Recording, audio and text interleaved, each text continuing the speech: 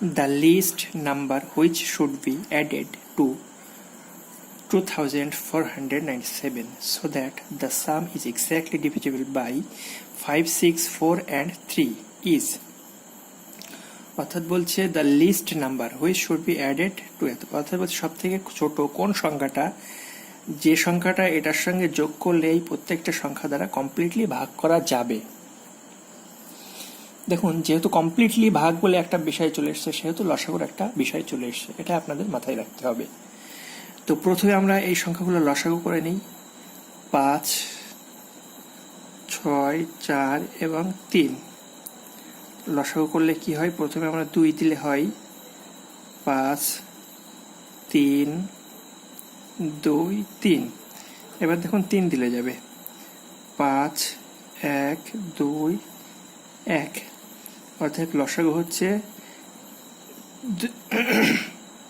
2 গুণ 3 গুণ 5 গুণ 2 অর্থাৎ 5 দোকানে 10, 10, 3 10 30, 30 দোকানে 60, 60 এটা হচ্ছে লসাগু।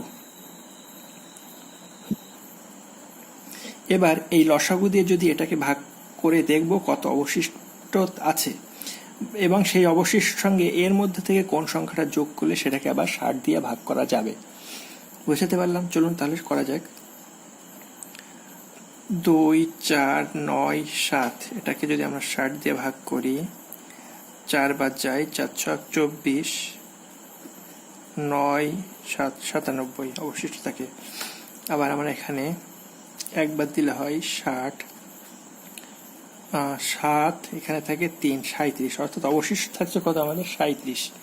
মানে এই সংখ্যাটার মধ্যে 37 বেশি আছে 60 দিয়ে ভাগ করার পরে। অর্থাৎ এই 60 আবার যদি আমরা এই সংখ্যাটাকে 60 দিয়ে ভাগ করতে চাই তাহলে এই যে 37 অবশিষ্ট যেটা আছে এটার সঙ্গে যদি আমরা 23 যোগ করি 23 যোগ করি তাহলে দেখুন 60 হয়ে যাবে।